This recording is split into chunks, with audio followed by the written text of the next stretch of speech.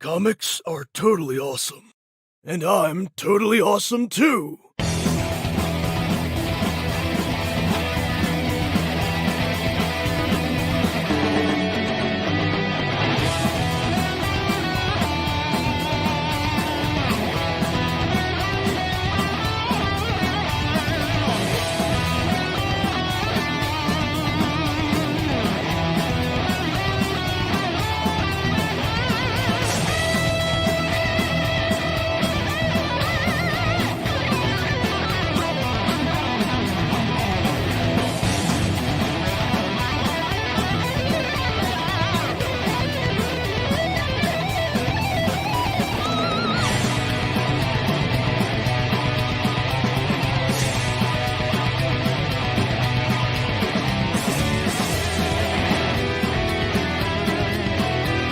Whoa! BRZRKR from Parody Press. Back it today!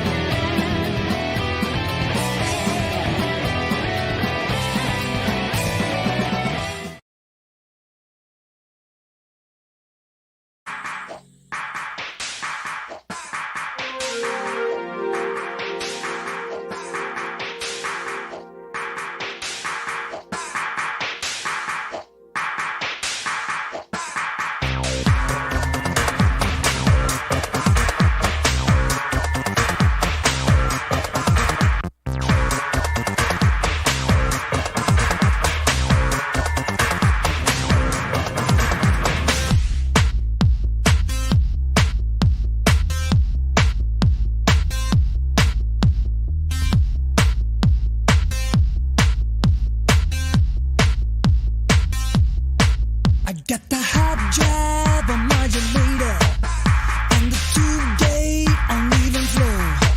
Inside the time-space continuator, there's a flex mount that's set to go.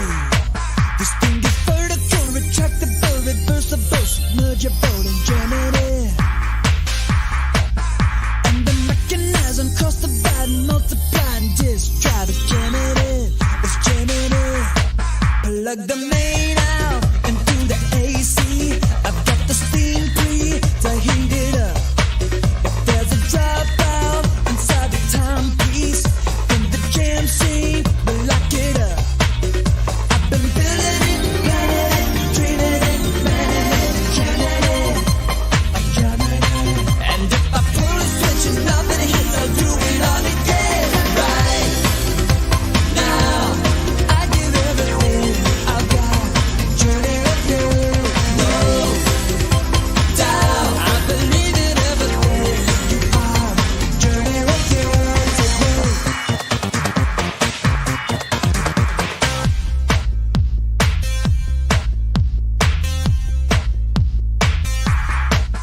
in the undergrid, we're getting shaky. The excitement is in the Hey, you guys out there in internet land. It's so good to be here with you. This is Don Chin here with another episode of Comics and Coffee, and we have a fun show. I see my guest is already in the green room. We have David Chisa here from the amazing comic book that I just read called Rad Rose, and he's going to be joining us and kind of sharing with us his experience in doing comic books. And we're going to take a little bit of a look at his comic book, which is from Alterna. And we have some mail, lots of mail, actually. So we're going to spend about 30, 40 minutes talking with David. And then he's going to stick around as we open some fun mail from across the globe. But before we get started, I want to say good morning to everybody. But before I do that, I wanted to show you guys what we just got in the mail yesterday, which was our first ever BRZRKR t-shirt. And this is done by Kanan White, colored by Matt Yackey. It's really nice. My wife actually did the graphic design on it. So these are now available on our Indiegogo campaign, which is simply BEARDZZERKER.com, or you can just go to Indiegogo and type in BEARDZZERKER.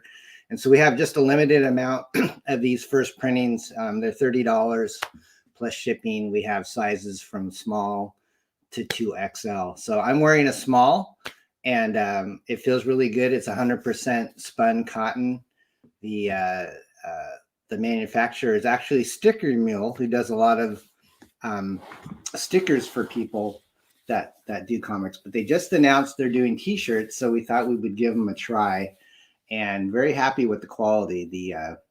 The line artwork and everything came out really sweet. So if you want to go to BEARDZZERKER, the website, you can kind of see what we have available. But anyways, let me say hi to the chat. I see Comic Talk with Pops is here. And we are already starting the show, so let me take that little banner off. But please hit like and subscribe if you haven't already to our channel. That would be a blessing indeed. Let's see who else we got in the chat. We have Bomble Grizzlies in the house. Good to see you. And yes, I did give you a wrench, my friend. So you can post links to your book or whoever you think is worthy of support. We see Nicholas is here from the Tin Soldier. It's Relentless Tin Soldier, which funded, and I think he's going to press on that soon. I backed that book. It had a lot of great covers by like Shelby Robertson, Billy Tucci. I think Graham Nolan even contributed to that campaign. So if it's still in demand, Nicholas, feel free to let people know. I think it looked like a really cool book. And then we've got somebody with a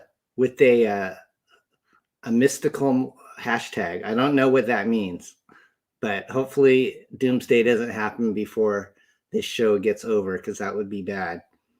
Herrenberg, my faithful moderator, is here in the chat. Nice to see you, Herrenberg. We missed you a couple weeks, and hopefully you're feeling well and back at it. Eric is here. Hey, Eric. Oh, I'm trying to click on you to say, there you go. There you are. Hi, Eric. We have Shadowhawk is in the house. Good to see you. Jeff Potts is here. Thank you, Jeff.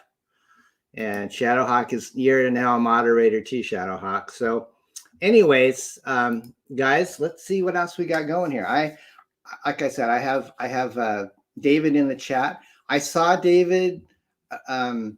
He was on Death Curse's YouTube channel like a week or two ago, and I wasn't familiar with Rad Rose. I kind of saw it advertised a little bit, and it kind of looked like a female superhero character, action, so forth. And so I kind of caught part of David being interviewed by Kayla, and Kayla was kind enough to say she would have been here, but she's in class right now. But that's how I kind of got introduced to Rad Rose. And I am already a fan of Pete's Alterna Comics, and I've been supporting his campaigns for like the last year. So all his books kind of have that real cool edge to them. He's got everything from, all ages comics to more mature stuff. And I would say Rad Rose is probably, more along a PG-13 type of comic book. It's got, there's some language in it, but overall, I just really, really liked it a lot.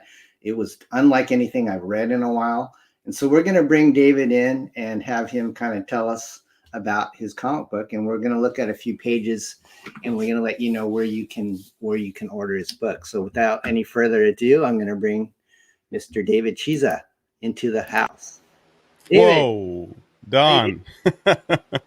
I'm doing good, man. How you doing? Thank you so much for that wonderful introduction. You're welcome. Are you over here on the West Coast? I am. I'm up in Washington State. Oh, I didn't know that, because I was going to ask you where you're from, and then I'm a big baseball fan, so when I see someone wearing a cap, I have a feeling that they're probably from that area. Are you born and raised in Washington, or? Yes, I am. Pacific Northwest boy from the beginning. Nice. Now, what part again? All right, you don't have to dox yourself, but you can. Are you in Seattle? Just a little bit south of Seattle, so the Tacoma area. Okay. Little known fact, some people didn't know this, but before I got into comics, I was trying to figure out what I wanted to do for a living. And I went to an airline training academy in Vancouver, Washington. So I went to school. It's just right across the bridge from Portland. but I did live in Vancouver for a little bit, but I never got up to Seattle. But eventually I did. My wife and I took an Amtrak trip about 3 years ago, and we actually traveled all the way across the United States, and Seattle was one of the terminals that we stopped at. And that station that you guys have, if you've ever been to the Amtrak station, is pretty cool. It's nice. Yes. Have you taken the Amtrak before? I have. Yeah, we have an awesome train system too that runs all the way from Tacoma all the way up to Seattle. It's called the Sounder, and it connects in with the Amtrak station. And so, yeah, to take that trip on the train must have been awesome. Yeah, it was fun. We went all the way to New York and through Colorado, New Mexico. So David, what's your day job? Do you work from home, or are you a tech guy, or kind of want to know what your background is? So I actually am a stay-at-home dad right now. I have a 2.5-year-old son, and my wife works full time.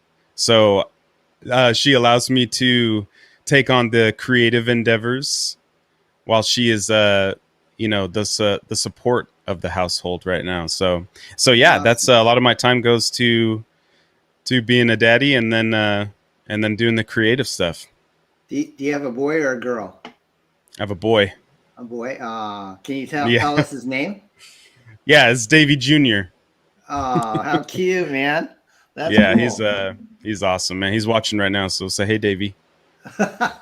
You have a baby face. I'm having a hard time figuring out how old you are. I'm gonna guess you're under 30. No, maybe not. Maybe about early 30s. Yeah, I'm 32. I just turned 32 in July. You could be my son. My daughter's actually like 30. She's like 37. So I'm an old dad. Yeah, I'm a grandfather already. So oh, congrats. So David, let me ask you what I kind of saw, you were a fan of Alterna first, and then obviously you broke in. And is Rad Rose your very first comic book project, or have you worked on other things? Yeah. Rad Rose is my very first comic book project, my first time ever trying to write a comic book at all.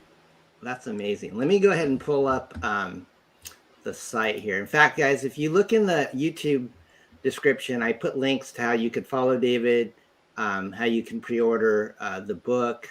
And so I'm here on Alterna site. Let me go ahead and pull it up real quick, and I want to show people. So you guys can go to Alterna. Is it a pre-order right now, or is it actually? It is not. It's not a part of the fall pre-order that's going on right now. The number 2 will be dropping after the fall campaign. Okay, so let me go ahead and put this up here so we can kind of see it. So hopefully we are sharing the screen. Okay, it's kind of small here, but I'm going to try to zoom in so we can see the artwork a little more. Or maybe it's a little different on this computer than my laptop. Unfortunately, it is. So I'm going to have to figure out how to make it. I can't make it any bigger. I'm sorry, guys, but you can get the gist of it. David was kind enough to send me a PDF of the first issue. So I guess I'm one of the few that's actually seen the book, right? I mean, because it's not out yet. It is out. It came out September 8th. Oh, I'm sorry. Okay, so it's been out, and so you're starting to get, recognition and getting some feedback. What's been the general reaction so far, David? It's been overwhelmingly positive, which is terrifying. So, so far, everybody that's picked it up and has read it and that has reached out to me personally has thoroughly enjoyed it. And a lot of my friends and family don't read comic books, so to see the reaction from people to Christian's artwork as well as the story has been really cool for me personally. But yeah, people just reaching out, picking up the book, taking pictures of it and stuff. It's been a crazy experience. So how did it come to existence? Did you have a story and you sent it in to Pete, or did you approach Christian and you guys had it kind of already packaged and then you found Pete? Or I mean, how long has this been, this process? When did it start, and what kind of inspired you to come up with this character? Yeah, it started about 3 years ago. And 3 years, wow. yeah. I just had an idea for this character that was fully in control of their existence, and I was very inspired, obviously, by the comics that I had been reading around that time. And just to give some perspective, the first comic I ever read, and I've only been reading comics for about 5 years, was The Boys. So when I read The Boys, that was a pretty crazy experience to kind of see a different side of superheroes. And so I just had this kind of idea for a character, and I wanted to kind of make it, something unique and flavorful. And so I just started to develop in my head and taking notes, like what this character would represent. And I had really just a base kind of layer of an idea. And I found really quickly that if I wanted to do this seriously, I had to find an artist.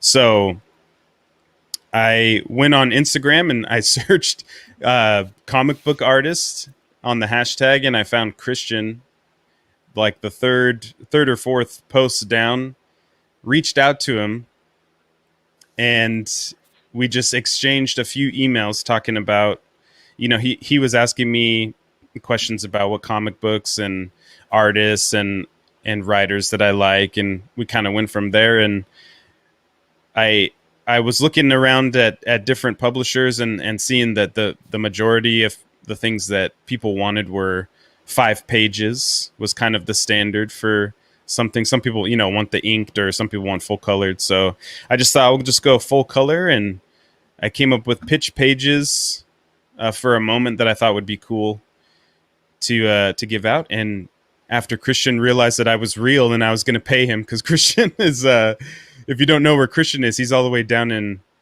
Argentina. So we've had to do correspondence through email a lot for most of the part. So yeah, after we kind of solidified that trust with the working relationship, it was pitch time. So from beginning to pitch time, it was about a year and a half of just kind of sitting with the idea and developing it with Christian. So did Christian already have an in with Alterna? Or did Christian, yes, he had released Trespasser, and I believe he was already working on Voidwalker with Spencer Desmond, and which he didn't tell me about, that sneaky guy. But yeah, so he did, when it came time to pitch, he did recommend Alterna, and at that point, I hadn't heard of Alterna, so I checked them out, and I immediately dug the whole business mentality for Alterna in the first place. I mean, I'm seeing amazing art and cool comics for, $1.50, 99 cents, Right. $1.99. And so I was like, what? How's this guy doing this? So the more I researched about Alterna, the more I was very interested in being a part of Alterna and what Peter was doing. And after delving into some of the titles, it solidified the decision even more for Alterna to be one of the publishers I'd pitched to. Gotcha. So, so David, I noticed in some of the promotion tweets that you sent out that your comic book will have a collector case sleeve and little label thing, kind of like what I'm showing on the screen. Is that supposed to be part of this September release, or is it coming out later? That will be a part of the fall bundle pre-orders. Okay. So yeah, he's a madman. He's doing trading cards and the collector cases and the inserts and everything. He's going wild. So do you what's your kind of your favorite Alterna titles? Can you narrow it down? Yeah, Red Koi is one of my big favorites right now. I loved Voidwalker and Can't Kill Cade. I'm really into that right now as well. And I mean, God, there's so many Gods and Gears. I just started finally reading, and it's amazing. And Tinseltown, like that. I mean, that's what I love about Alterna. It's so damn diverse. There's so many different types of stories and so many cool characters, and you can just feel, you know, with everything being creator owned, you can just feel the kind of freedom that these creators have to tell the stories that they want to tell. So it really is an honor to be a part of them. How now? You said you've only been reading comics for 5 years, which is, to me, obviously you're kind of a late bloomer. What turns you on to the boys? Did you happen to go into a comic shop, or how did you stumble into comics so late in life? It was two of my friends. They're brothers, Ian and Trevor, and they've been reading comics for a long time, pretty much their whole life. We're about the same age, and we were just talking. I can't remember what we were talking about, but Trev just suggested to me to check out this comic, and he had it on his iPad, and he just let me breeze through 3 issues real quick, and I was like, "Holy cow, man! This is insane! Like, this is what comics are." I thought it was a little bit different than what I had just read. So from there, he and his brother just really opened up a kind of a vault for me, and were like, "Yeah, check out this one, check out this one, check out this one. You can check out more of the independent stuff. You can check out stuff that the big two are doing." So they really are responsible for turning me on to reading comics and taking it seriously, I guess you could say. Okay, cool. I'm just curious. Besides being, we have to simultaneously lift up our coffee cup and there we go. Cheers, everyone. Cheers. What typically powers David Chisa in the morning? What do you eat? What do you like to eat? Usually I'll wake up in the morning and hop on the bike. We got a sweet exercise bike that we got during the start of the pandemic. So I'll crack off on that for a good half an hour, and then have just straight black coffee, 2 eggs, and some bacon and toast. Is it a Peloton? No, I'm not balling, Don. I'm not a celebrity, Don. That's good, man. I'm glad you take care of yourself. I'm a huge proponent of eating well and physical fitness, and I try to exercise as much as I can. I threw my back out last week from coughing. That's how old I am. Oh, but, man. I'm better now. I went to go see the chiropractor last week, and I'd say I'm about 80% there. But good, man. So what did you do before being a stay-at-home dad? What kind of jobs did you have? I've worked in the restaurant industry a ton. Okay. And when I was in my early 20s, I kind of was feeling the pull and push of what to do for a career, so to speak.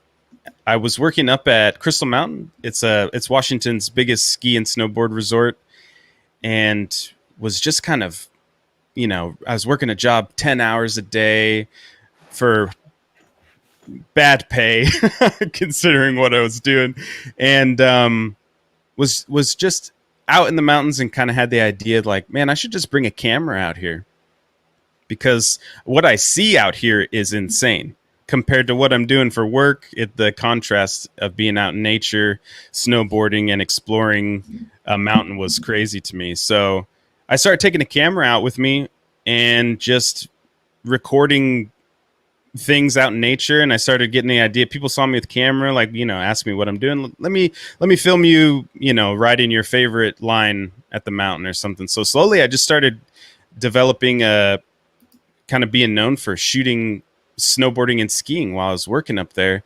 And that was the the kind of first thing in my life that sparked a passion that I didn't know existed. So from there, I started taking videography real seriously and started shooting snowboarding all the time.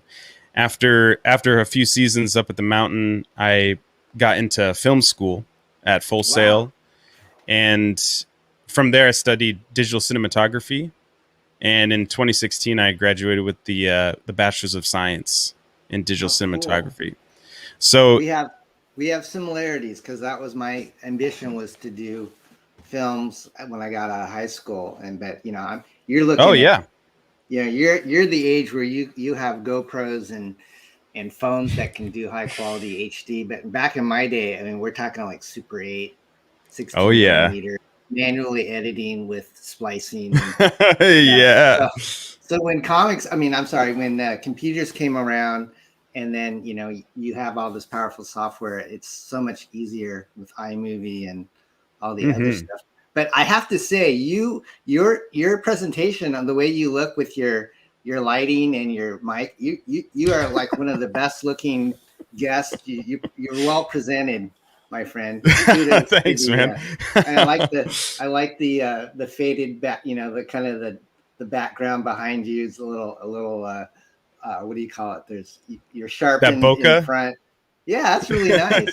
Yeah, it's that delicious bokeh. What kind of setup do you have? Are you like using a ring light? This is a DSLR, and then I'm just bouncing.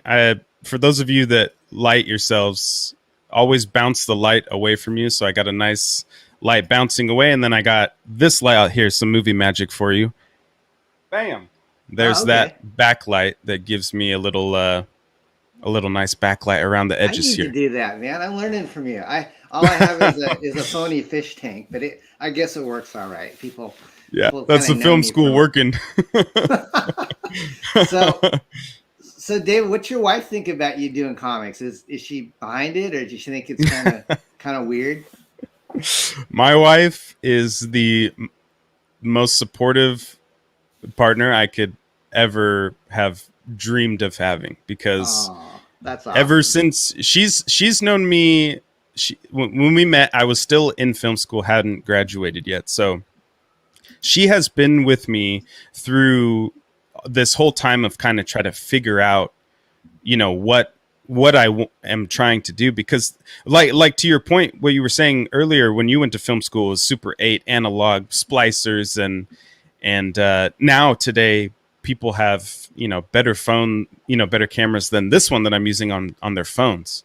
So I even though film school taught me a lot about film and lighting and just working with people in general, the timing of me getting out of film school and how vast and competitive the scene is right now and continues to be was just too much for me living up here in the Pacific Northwest. There's a lot of commercial work, but where I was at the time in my life, I was like, I need to get cracking on something. I need to get something going. So she has really been a freaking champion in supporting me, and she has an amazing ability to, whether she's faking it or not, to have interest in the things that I'm doing.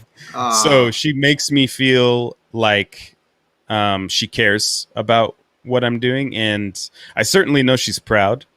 But she does actually enjoy reading comic books too. So it is a very great feeling to have that person in your corner that says you can do it, and I support you. So she's watching too. So hi, baby. That's cool. You know what's funny, David, is you mentioned Full Sail University. I never did that, but I know that a lot of people have done that online, and it's real popular for creative people. But a funny story is that my intro song, which I kind of saw you bebopping to before we started, is by a guy named Eric Champion. And in the 90s, he was a Christian contemporary artist that kind of got started doing kind of like the Amy Grant type of work. But then he kind of went on this grunge path, and he kind of did this. he kind of reinvented himself to be more of a grunge alternative guy. And the song that I put on my intro is called Journey. It's more from a techno pop side of his career. But Eric, he retired from Christian music, but he went to go work for Full Sail. He's way up in like some position there, and the guy that owns Full Sail, I guess he's very rich, and he has real estate very close to where I live. And at one time I met this guy in church who was a sound engineer for a Full Sail studio. It was like it must have been like a $2 or $3 million studio. Oh yeah. Nestled in Ferndale, California, which is a Victorian kind of a travel destination. It's kind of a cool, a lot of the buildings are like 1800s and stuff, and early 1900s Victorian. And so I got to see this guy's studio that the Full Sail guy owned, and he said, "Oh, he's got these all over the place." And he said, Eric actually even came and recorded some songs at this studio in Northern California. And so that's kind of my intro to Full Sail. I kind of know them in a roundabout way. Did you have a good experience, with your education with them? I did. Yeah.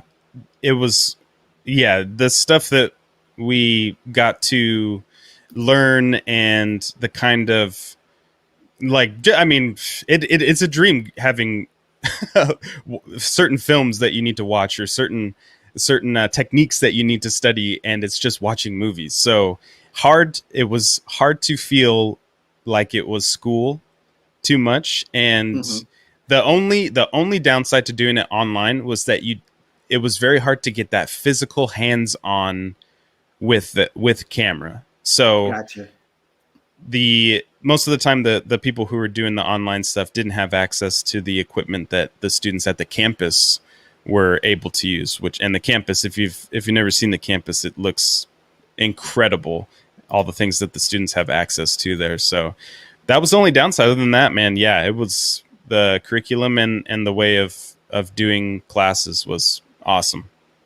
Was it just mainly it was a filmmaking course, or was it more videography?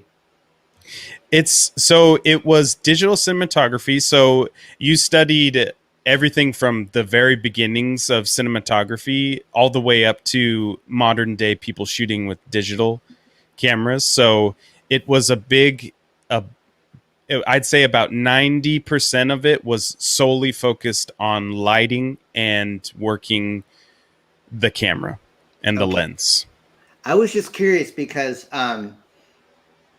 if you look at a movie script, which I'm sure you have, David, a lot of it is kind of something you can transfer into writing a comic book script, because you kind of have to break it down, like storyboard it and then panel by panel or page by page. It depends on how you like to work. But I was just curious on how you learned to write a script, because reading Rad Rose for the first time, I'm really impressed that it's your first book, because thank you. You hit it out of the park, and your wife definitely should be proud, because it took me a long time to get to the point where I'm at. And if I came out of the gate kicking with something that looks as good as your product, I would, I'd be ecstatic. But I'm really surprised it's your first book, because it's very slick. It's very well done. It makes me want to get issue 2. I think I sent you a DM that after I read it, I said, "This is like Cobra Kai meets Stranger Things." And then I hope that was a compliment, because it's so. Oh, absolutely. Yeah, you've got a whole bunch of you've got a spiritual element to it. You've got a lot of action. There's an evil, a good and evil type of element to it. Immortals, kind of Highlander-ish type stuff. But how long ago did you come up with Rad Rose? Was it that 3 years ago, or even before that? Man, I mean, going further on the writing side, like you said, it is my first comic book, but I have been writing bad things since I was 10 years old. So the ideas for Rad Rose are really just trial and error with thinking of things through the years. And one of the hardest lessons I learned in film school was that you really, more than anything I've ever seen, you really have to stick to a plan and budget when you're trying to shoot a short film, a feature length, whatever.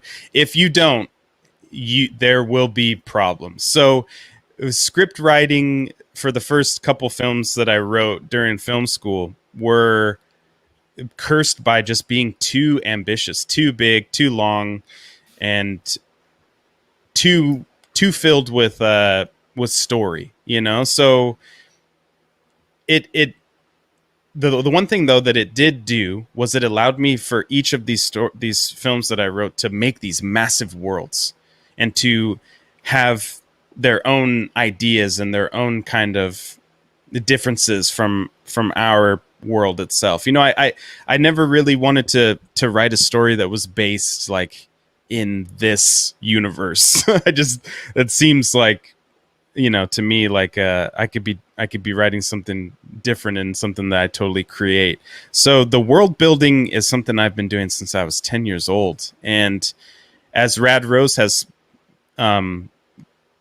come in development, there's just been consistently new ideas and new additions to the universe of it. And now it's like, I can't control it now. Like I took a step back and I was like, oh, what did I do? Cause now it's just growing itself. And it's kind of crazy to see.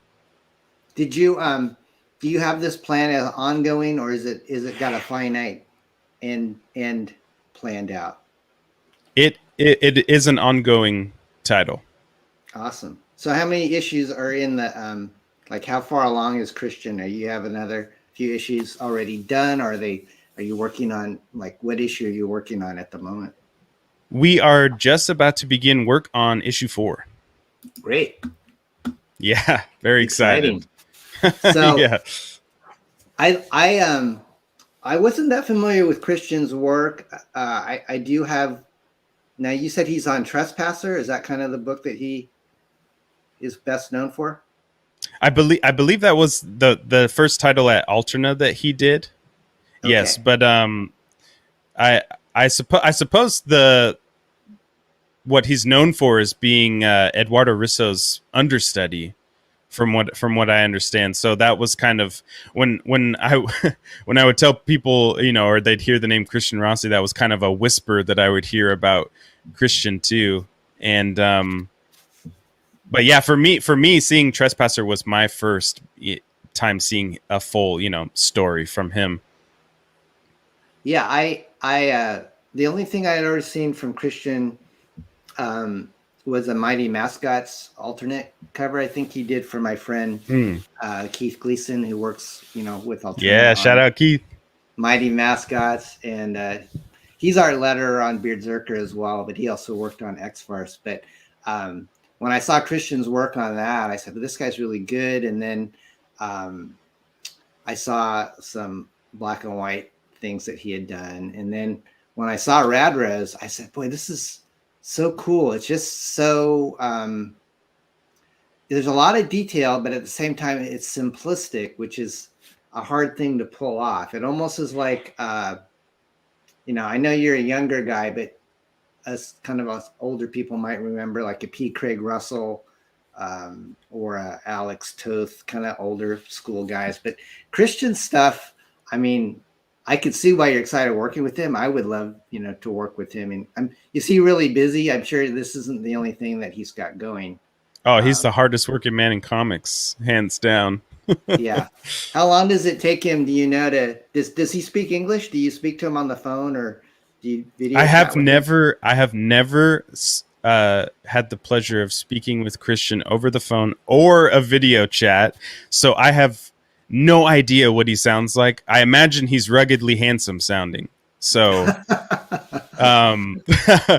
no, looking forward to that though, when we can chat about things. But he from what I understand, he can speak English, and his English is really good when it comes to exchanging our emails and everything. So I can even, tell him slang and stuff, and he gets it. So I hear he's really fast. Is he pretty fast?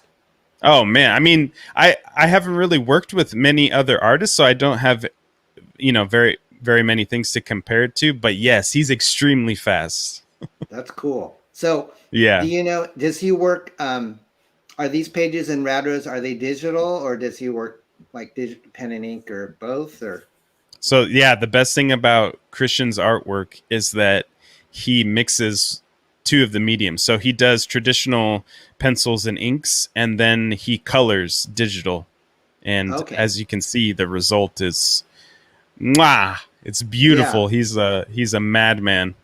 Do you have the opportunity to purchase this artwork, or does he offer it for sale, or do you not really know? He does have original artwork for sale.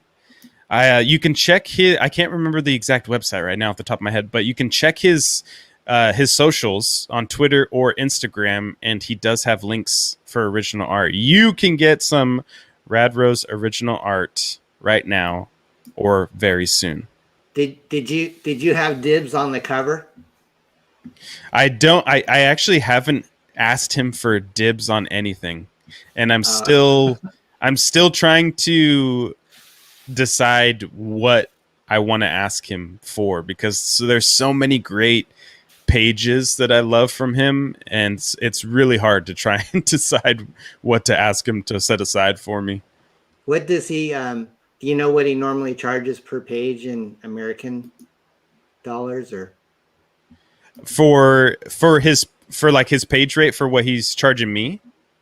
I meant for commissions, for do you mean? Yeah, I don't want you to tell everybody how much you pay him, but I'm just curious, like, as far as $1,000 a page. Some people no, it's probably I'm not quite sure what he charges for original art, but it's probably somewhere between maybe 150 to 300. So okay, that's not bad. Yeah, it's very very reasonable considering what you're getting when you buy some of his stuff. So you said you're working on issue, did you say 4? 4, yes sir.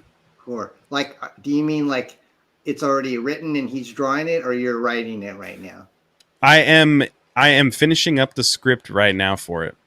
Okay. So is this going to be released, like number 1 just came out this month?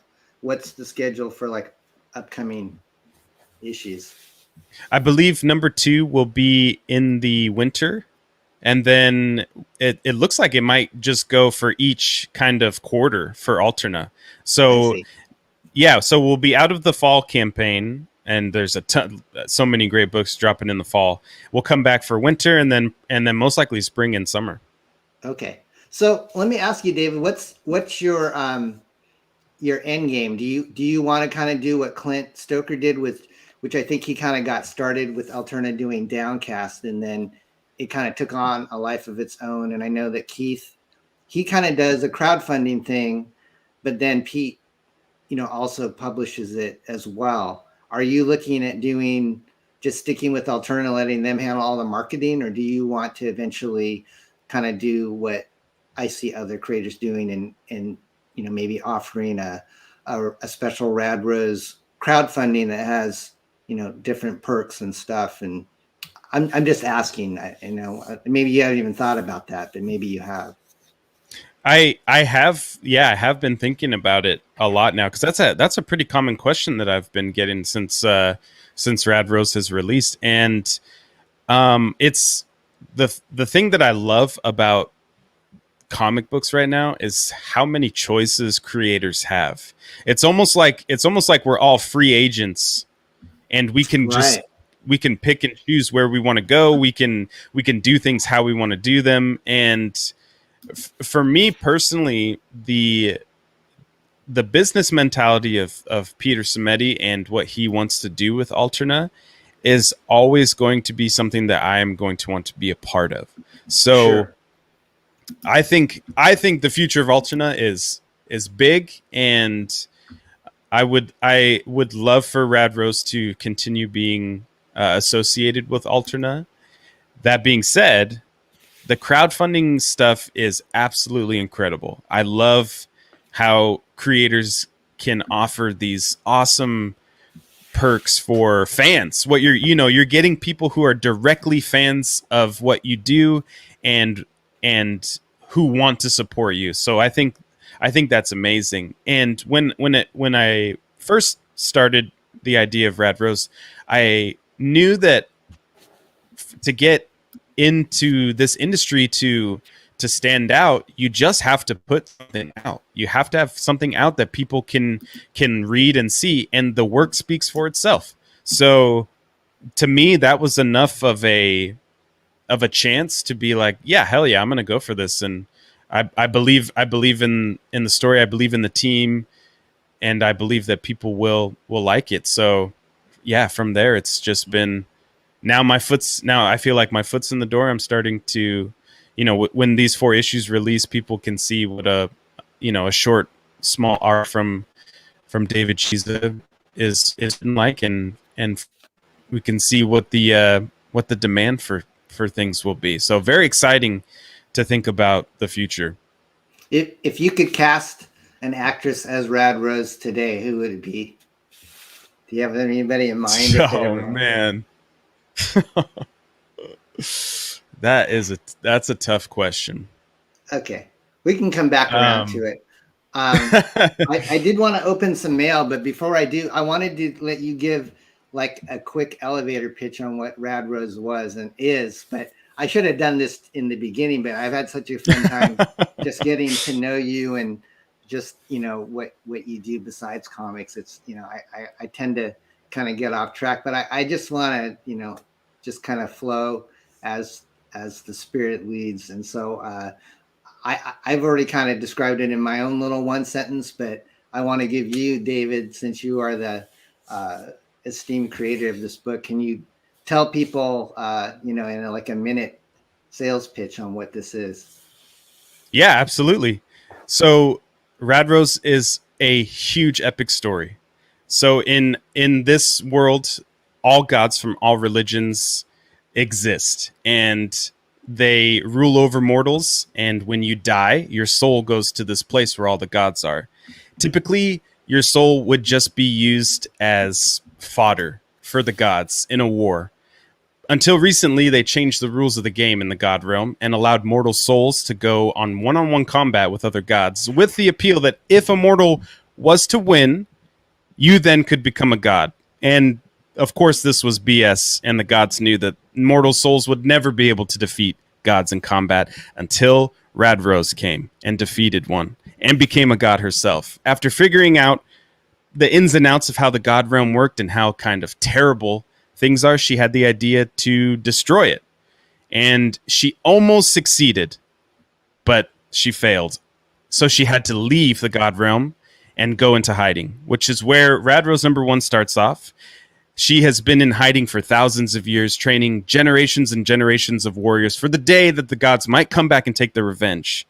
So when Rad Rose #1 starts, she's in the modern day, and she's teaching fighting to kids, and the rest of the story just picks up with the gods finally enacting their revenge on Rad Rose. So it is a crazy story of mystery and deception and intrigue. So check out Rad Rose, because we set the table in issue 1, and in issue 2 we're pulling that cloth out from underneath it. You think it's going one way, but it's going to go an entirely different way.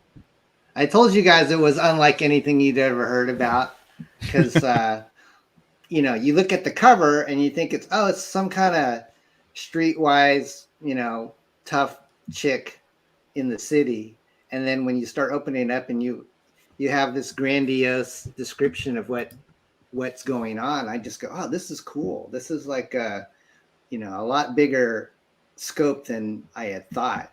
And no, you have a lot. I mean, just the foundation work that you're doing in the first issue, I'm not surprised it could go anywhere, and that you're gonna do a 180 on us. But your boss Pete is in the chat. Thank you, Pete, for coming. Oh, Peter. Yeah, Pete's here, and he's a he's one of the hardest working guys in comics. I know that he Absolutely is always packing orders, and I do have some mail from Pete. So if you don't mind, David, you want to stick around and have me open some mail? Absolutely. Yes, let's do it. So just curious, what do you collect these days? What have you read lately that's pretty good? So I mostly am buying indie titles right now. Since I started working on Rad Rose, I've stopped buying newer comics a lot for the most part. But I do collect silver and bronze age comic books, and I have a connection to my buddy Jason. Shout out Jason. He has an insane collection, Don. He has over 20,000 comic books in his house that have just been sitting for years. So we're talking, I mean, he pulled out just boxes for me. I found my Grail there, Marvel Premiere 15, first appearance of Iron Fist. I just found it in a box looking through his stuff in mint condition. Oh man. So I'm a big silver and bronze age collector. Awesome, as dude. far as comics go. You speak my language, because that's kind of what I grew up. Iron Fist, the John Byrne Iron Fist is like phenomenal. Did you just get to read it, or did he actually sell it to you, or that? Oh no, he sold. Oh yeah, he sold it. He sold it to me. So it's like going on. It's like a supermarket sweep, man, at this this guy's house. He just says, "Go run through all the boxes, grab what you want. Let me take a look, and I'll just give you a flat price, and we'll just go from there." So, wow, it's incredible, man. And usually when I get those old issues, I'll just go and try to find them on Comixology somewhere digital, so I can keep them in the pristine condition, but I can still read the stories and get that and get the art of it still. So. Man, it's an amazing experience. How much did that Marvel Premiere set you back? He didn't charge me too much, man, which is crazy considering it also had the first appearance of Killmonger. There was the what if, like the first appearance of Jane as Thor, first appearance of She-Hulk. There was McFarlane covers of the Hulk, and it was a stack, man. Like maybe 30 comics, and I think I talked him down to like 300. Wow, you did good. Yeah, you could probably send, you could probably send one of those in to get CGC graded and make your purchase back. Yeah, most likely, man. Yeah, he's a phenomenal guy to know. You know, he just likes hanging out, talking about comics, and I can help him organize his stuff, and he just throws me deals for comics, man. So he's my little sugar daddy for comic books. 20,000 comic books in your house. Is he married? Yeah, he is. That's what's crazy. I've seen people. I mean, that's a lot of comics, because I used to run a comic book store, and that was like my inventory, and I couldn't keep even that much amount of comics in the store. I'd have to keep them like in a garage or in a separate space at my at my parents' house back in the 90s. So I'm just thinking if he has like constructive ways to use his long boxes, like put a dinner table over it or something. I'm not sure. It's like Indiana Jones when they're putting the Grail away, and you see the stacks and stacks of boxes in the dimly lit warehouse. That's what his garage looks like. I think it's like a three car garage. There's no cars in it. There's just shelves and long boxes, long box after long box after long box, and he doesn't even know that he has so many. He doesn't even know what's inside of them. So he'll just say, go pick one and open it, and we'll see what's in it. It's like, dude, you're crazy. Wow. Yeah, he could probably fund his kids' college education with what he did.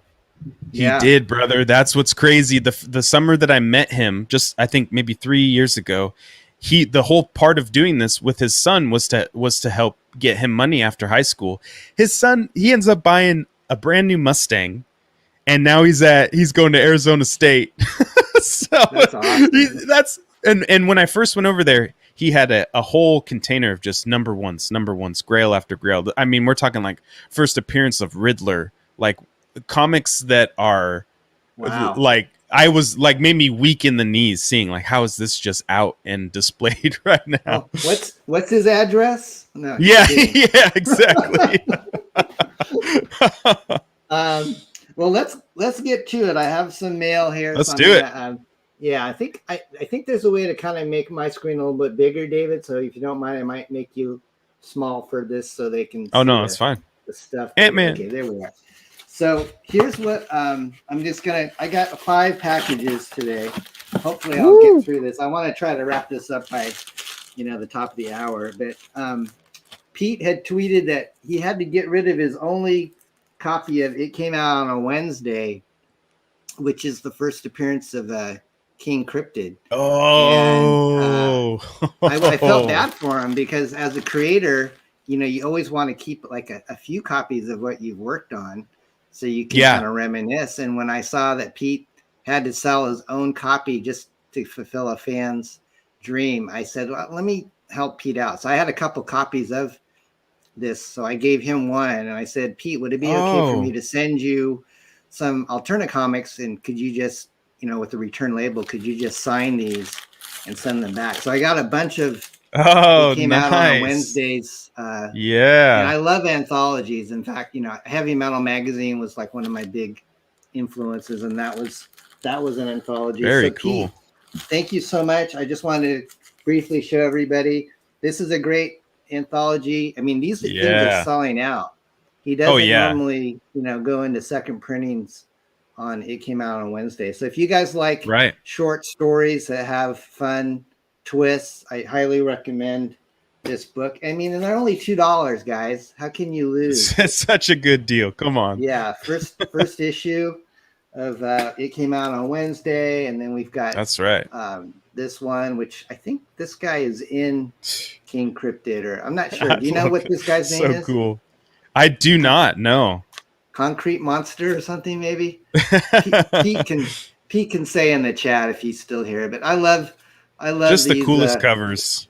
Yeah, I love them. And then I think Rob Willis, he's done some work for us. I don't have that cover yet. I think that's in the fall campaign. He's got like a werewolf cover. But and then the chair, which is obviously Pete's horror thing. So thank you, Pete, for that. Thank you for sending me an extra little Alterna poster, and probably in 2022 your character will be on here. Oh yeah, man, I know. It's so cool to think about Rose joining the ranks of that one. Do you happen to have any of the collector's boxes that Pete sells, the one with the little magnetic flap? I do not. No, I don't. They're pretty sweet. In fact, I'll show you one. Oh, sorry, that's not. Where is my Alterna box? Oh, it's downstairs. I'm sorry, I'm mistaken. But it's similar to this. This is Mark Polton's U.S. Assassin. So yours is going to be like, yours is going to have that nice Rad Rose. Probably your #1 cover image, I would think, right? Is that? Yeah, I think so. And then it's got kind of like your side little label, and then it opens up and you can fit, a boatload of books. Oh man, that is so cool. These are sweet. Yeah, they're very cool. So that was package #1 from Pete. Let's see what else we have here. This is last week, I think Bill Mouse was on my show. He's been a guy that I worked with a long time, and he has a new book called Nera X Reborn that he just crowdfunded with a company called Committed. But Committed can put these little this is like the Committed mascot, and he's basically saying, don't bend this precious content. Nice. That's pretty fun. So Thomas Doherty is the publisher for Committed, and it's weird because I think Thomas looks like he's Asian too. So he's kind of like me and Pete. We're both. Pete is half Chinese. I'm full Chinese with a little bit of other stuff mixed in. But Nera X came out. It's a '90s hero that we published with Entity Comics. I don't know if you're familiar with Zen Intergalactic Ninja, David, but that was a book that we did back in the 80s and 90s. And Nira X was featured in Zen, and then she just kind of took off on a path of her own. And Oh, nice. She was kind of lumped in there with like Lady Death and characters like that for a while, but got a bunch of swag with cool. Nira X. So you get trading cards. Wow. Metal plates. I backed it at a pretty high tier. In fact, Bill is drawing a sketch cover, a color one. So this is the oversized hollow sticker. Oh wow, look at that. Little cheeky. And then trading cards. Is there going to be a Rad Rose trading card in the future, do you think? There is, absolutely. Do you know when? Probably next year, or part of the Yeah, spring? probably most likely next year. Cool. Yeah, I love what Pete's doing with the Alterna cards. Nice. I haven't got a metal. I haven't done a metal perk tier yet, but everybody that sends me these bookmarks, it's pretty sweet. Yeah, that's awesome. Those. And then wow, even another metal print. So this was pretty good. So cool. I think it was like $100 to get all this stuff, and then you if you wanted the sketch cover, it was more. But yeah, Tom, you did a really good job of this comic book. There's some variant covers here that Bill did. So thank you so much. Oh yeah, nice. Fulfilling. I can't wait to read it. It's a character that's kind of near and dear to me because my wife and I, helped publish it a while ago. So that's great, man. Thank you, bro. And then this is one thing you can do, David, is, I know that, some of us are on a budget, especially when you're raising a family. You kind of, you see these crowdfunding books and they're all like $20 a pop, and you got to make your money stretch. But what I've been doing with some creators is once my book comes out and I have inventory, I go to other people whose books are already out. I say, hey, do you want to do a swap with me? And I'll send you my comic book. You send me your comic book. And sometimes people say, yeah, that's great. Or some people will say, well, how about we do this? You back my campaign, I'll back your campaign. And it's kind of a wash. And we both get, bigger numbers to kind of show that we've got backers. But in this particular case, I had seen this comic book called Pillow Man and Blanket Boy advertised like over the last year. That sounds familiar to me too. Yeah, it's kind of silly, fun, all ages. And I used to do a character called Arrow Man, who was just a junior high school creation I did. So when I saw Pillow Man, I kind of thought of Arrow Man, and it had this fun innocence to it. So Shaun, thank you for awesome. for sending me that. He's got like bookmarks and trading cards. Nice. And his link for his campaign is also in the description. What else do we got here? Matthew Gonos, who is a guy that came on my promotion show a few months ago, he already sent me some books, and then I got another package from him, and this is his latest. Let me take it out of the.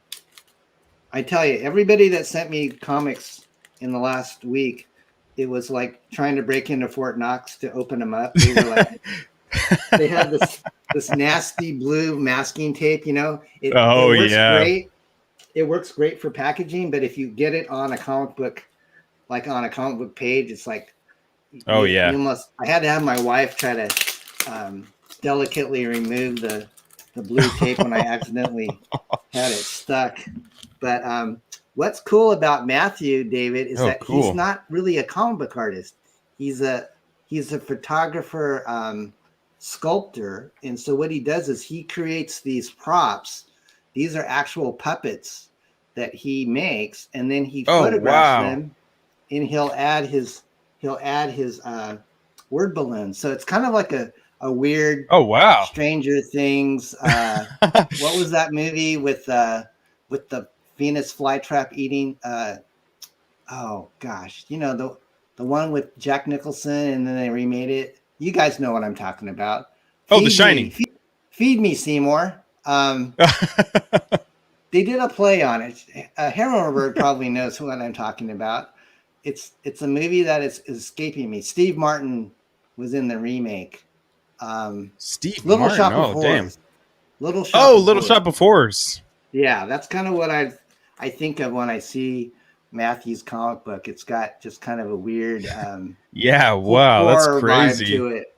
So Matthew, thank you for sending me this, and thank you for the little sticker. This is kind of like the character that likes to eat people. Man, So this is why comic books are so awesome right now. I think that does it for like indies that I got, but I did see that Joe Bennett, who was an artist who worked for Marvel for a long time, he kind of got blacklisted because he published some conservative political cartoons from his homeland. I think he's from like Brazil or some other area. But Joe Bennett, I don't know if you're familiar with his work, but he's pretty well known. He did a lot of Marvel books, and I remember Joe's work on a Machine Man reboot called X-51. And so when I saw him in the news recently that he was basically fired from Marvel for being, expressing himself conservatively, I said, well, wow. I think I'm missing a lot of his work from Machine Man. So I went on eBay, and I don't know if you're familiar with Machine Man, but I think no, not at all. He's a Jack Kirby character that Marvel did in the 70s. Oh, wow. He's kind of had different reincarnations, but he's one of my favorite Kirby creations just because when I see Machine Man, it reminds me of being, a junior high kid and picking up my comic books at the nice. Okay, so I just bought a bunch of X-51s that were, I think quite a few of them have Joe Bennett artwork, but this was a steal. I think I got look at those covers. Yeah, I think I got like 15 or 17 issues for under $20. And they're all from fantastic. They're from like, gosh, these are probably from like the 90s. But Joe Bennett, I think, is actually working with some Comicsgate people like Art T. Bear, and now he's, I think a lot of people are starting to see that working for the big two isn't, always a great experience. So, anyways, that's kind of what I hauled in. What have you? What do you like from the big two?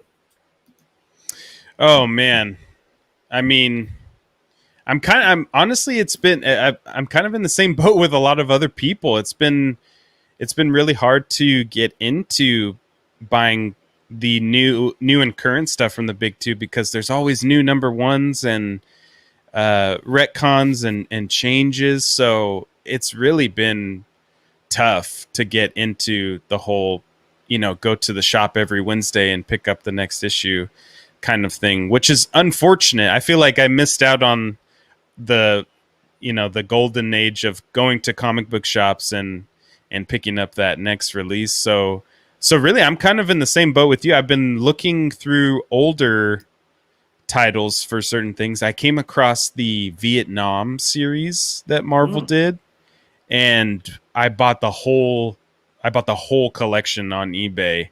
And Nice. yeah, I've been going through that. Most of them are pretty good condition. There's a few readers in there, but man, yeah, the Vietnam has been nuts checking out. I think that's the Michael Golden artwork one.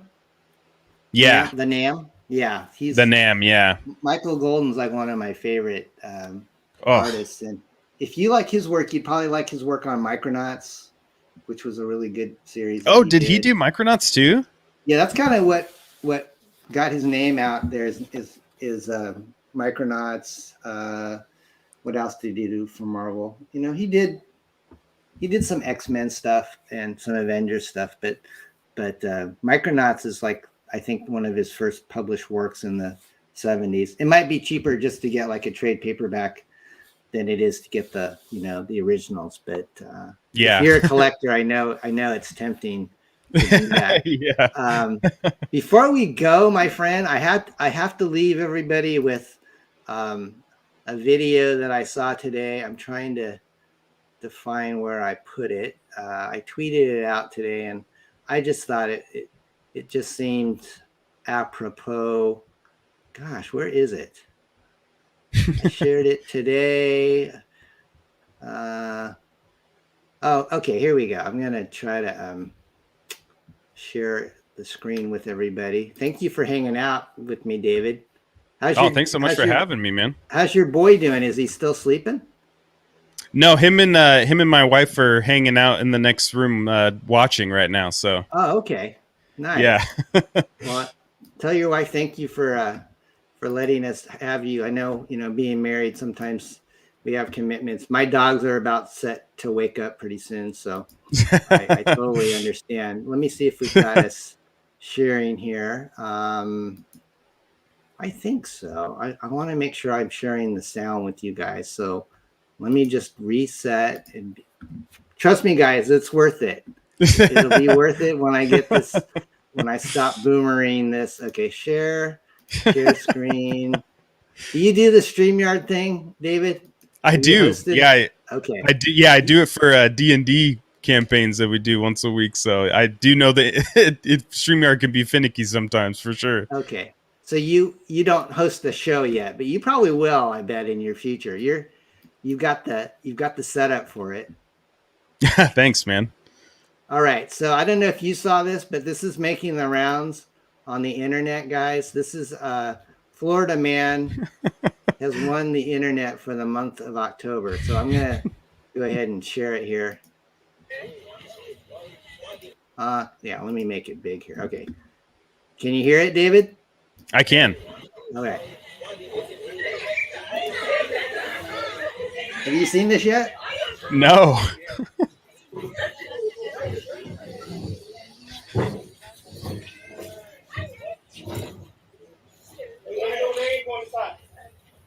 No. Oh my God.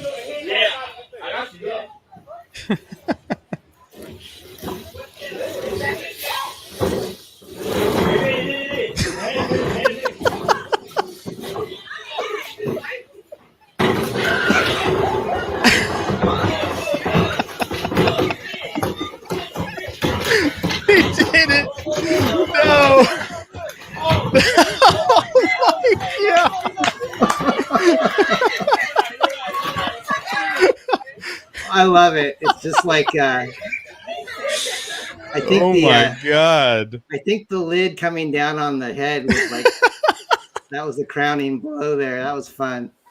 We don't have these problems. The disorientation. Yeah, we don't have these problems in our neck of the woods. Yeah, fortunately not. Thankfully not. David, you've been a pleasure, my friend. Let me go ahead and get us back to sharing the screen again. Thank you so much for coming on. Is there anything else you'd like to tell people how they can get a hold of you? Or, obviously we've shared links to your campaign, but yeah, let us know if there's anything else you'd like to tell the audience. Yeah, well, Don, thanks so much for having me on, man. I knew it was going to be a blast, so I'm glad that we did this when we did it. You can find me on Twitter at David Chisa, on Instagram at DadBatty. At the, like what you're talking about earlier, at the end of October, beginning of November, I am launching a channel called Getting Chatty with Dad Batty, where I'm just interviewing creators from all different walks of life. So writers, actors, musicians, painters, all sorts of people. So look for that. We'll do shows once a week starting off there. And we'll also be showing some tabletop gaming that we do with a group of my friends and family on there. So check out Rad Rose, #1 out right now, alternaaccess.com, and stay tuned for 2, 3, and 4 coming soon. Awesome. Thank you, David, for joining us, and say hi to your wife and David Jr. for us. Will do, man. Thank you again for having me on. Buddy. We'll see you later. All right. All right. So that's David. Hey, cool guy. And I had a really good time with him. David, thank you for stopping by. Last but not least, guys, BRZRKR is finally at the printer. This is a proof that we have. I showed it on a few other streams. And so we are ready to rock and roll. Hopefully they'll get it out to us soon. That cover, which I just showed you, is the same one that we featured on this t-shirt, which I featured at the top of the hour. So if you like this t-shirt and you want to get yourself one, you can go to our Indiegogo page. All the different covers are still available. We've got the She cover, and we've got a deal going on right now. You can get all 7 for $69, which is a Bill and Ted number, and it's free shipping in the US. So you're not going to get all these 7 issues, but you're going to get, you know, the bookmark and stickers, guitar pick, all that good stuff. So guys, thank you so much for being here. I really had a great time. And next week, join us. I think next week's going to be my Promote Yourself stream. And typically what we do is we let people come on and give their spiel for like, you know, 5 to 7 minutes. So David, if you're up again next week, you're welcome to come back, and you can show us Rad Rose and give us another look at your comic book project. But that goes to for all of you folks out here in the chat. I know we've had Pete here, Apex. You're welcome to come back. Abominable Grizzly, Doris. Doris has a campaign that just wrapped, a haiku, illustrated haiku book. Our friend Joe Catapano, who is the creator of Star Circuit. I think Joe's getting close to fulfilling. Joe, I have your motorcycle still right here, buddy. He's got a cool 3D printed motorcycle that I think people are supposed to paint, but I'm not that good of a painter, so I might have to find somebody to do that. Maybe David knows. David seems like he plays board games, and maybe he paints lead figures and stuff like that. But Joe, that's super rad. Let's see who else is here to say goodbye. Shadowhawk. Yeah, you're a boomer too. I don't know if I'm going to be Pete Simeti next week. I don't know if David is seen. I might scare David off. He might not come on my show again if I dress up like Pete Simeti. But David, that's like Bizarro Pete Simeti is myself dressed up like Pete. But all my comic books are really high priced, and I have a gluten-free pizza collector's box that I'm trying to pitch, but no one's bought one yet.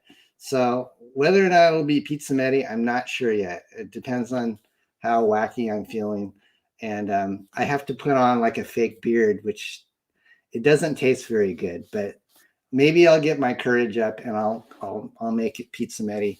I told Pete he can come on my show because he's promoting the Alterna fall releases. So if Pete comes on, we might just have pizza and Pete together for a little bit. That would be fun.